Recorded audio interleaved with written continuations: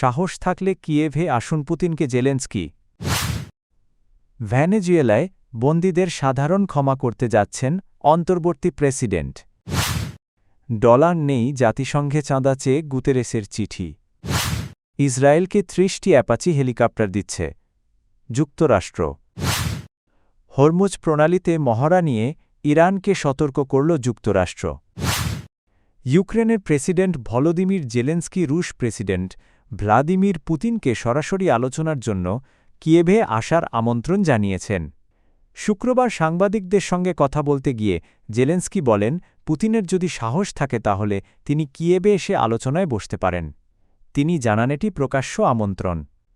Zelensky স্পষ্ট করে বলেন তিনি মস্কো বা বেলারুশে গিয়ে কোনো বৈঠকে বসবেন না। ক্রেমলিনের মস্কোয় আলোচনার প্রস্তাবের জবাবে তিনি বলেন, পুতিনের সঙ্গে মস্কোয় দেখা করা তার পক্ষে সম্ভব নয়, বরং কিয়েভেই আলোচনায় বসতে পারেন পুতিন যদি তিনি চান। ইউক্রেনের প্রেসিডেন্ট আরও বলেন, রাশিয়া ইউক্রেনের বিরুদ্ধে আগ্রাসন চালাচ্ছে এবং বেলারুশ এতে রাশিয়ার সহযোগী। এ কারণেই ওই দুই দেশে গিয়ে বৈঠকের প্রশ্নই ওঠে না। এর আগে ক্রেমলিন জানিয়েছিল তারা ইউক্রেনকে মস্কোয় আলোচনার জন্য আমন্ত্রণ জানিয়েছে, তবে এখনও কোনো সাড়া পায়নি। ভেনেজুয়েলার অন্তর্বর্তী প্রেসিডেন্ট দেলসি রদ্রিগুয়েজ রাজনৈতিক বন্দীদের মুক্তির পথ খুলতে একটি সাধারণ ক্ষমা আইন আনার ঘোষণা দিয়েছেন।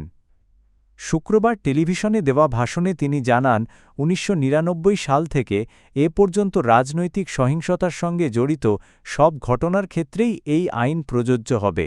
জরুরি ভিত্তিতে বিলটি জাতীয় সংসদে উত্থাপন করা হবে বলেও জানান তিনি। রদ্রিগুয়েজ বলেন, এই আইন রাজনৈতিক সংঘাত ও সহিংসতায় সৃষ্ট ক্ষত সারিয়ে তুলতে সহায়ক হবে এবং দেশের বিচার ব্যবস্থা ও সামাজিক সহাবস্থায় ইতিবাচক পরিবর্তন আনবে। একই দিনে তিনি রাজধানী কারাকাসের কুখ্যাত গোয়েন্দা কারাগার এল হেলিকোইদে বন্ধ করার ঘোষণাও দেন। এই কারাগার দীর্ঘদিন ধরে নির্যাতন ও মানবাধিকার লঙ্ঘনের অভিযোগে আলোচিত। তিনি জানান, ভবিষ্যতে এই স্থানকে ক্রীড়া, সামাজিক ও সাংস্কৃতিক কেন্দ্র হিসেবে গড়ে তোলা হবে।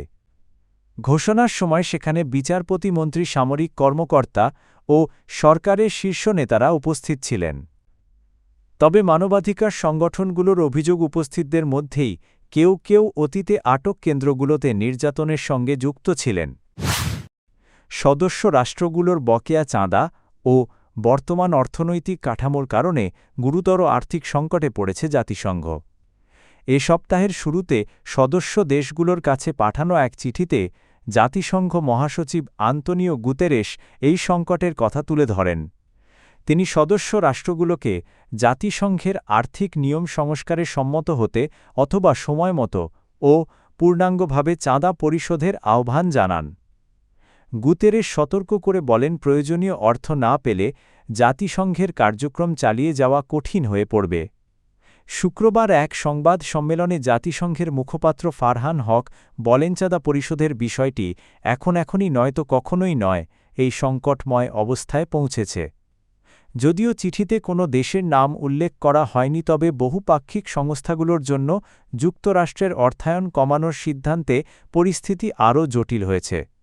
সাবেক প্রেসিডেন্ট ডোনাল্ড ট্রাম্পের প্রশাসন জাতিসংঘসহ ৬৬টি আন্তর্জাতিক সংস্থা থেকে সরে দাঁড়ানোর পরিকল্পনার কথা জানিয়েছিল এবং বোর্ড অব পিস নামে নতুন একটি উদ্যোগও চালু করে।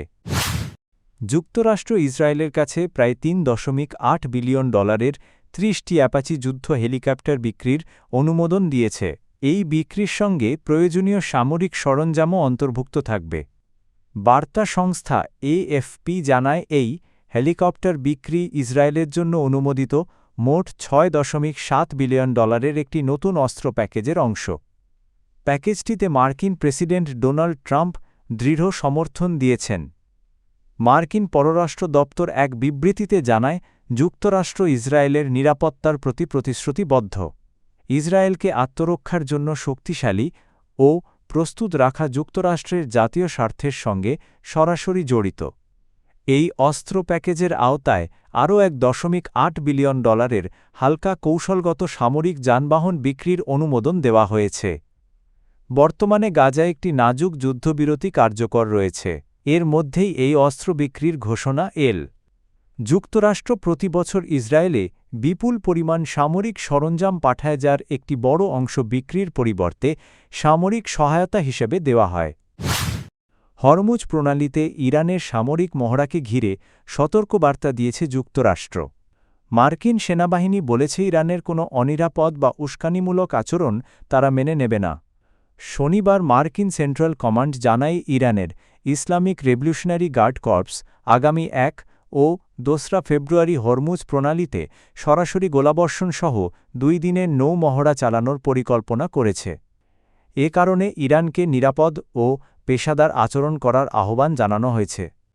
সেন্টকম সতর্ক করে বলেছে আন্তর্জাতিক নৌযান চলাচল বাধাগ্রস্ত হলে সংঘর্ষের ঝুঁকি বাড়বে এবং এতে আঞ্চলিক অস্থিতিশীলতা সৃষ্টি হতে পারে। তবে যুক্তরাষ্ট্র স্বীকার করেছে আন্তর্জাতিক জলসীমা ও আকাশপথে কার্যক্রম চালানোর অধিকার ইরানের রয়েছে। একই সঙ্গে জানানো হয়েছে মধ্যপ্রাচ্যে অবস্থানরত মার্কিন বাহিনীমিত্র দেশ ও বাণিজ্যিক জাহাজের নিরাপত্তা নিশ্চিত করতে যুক্তরাষ্ট্র কঠোর অবস্থানে থাকবে।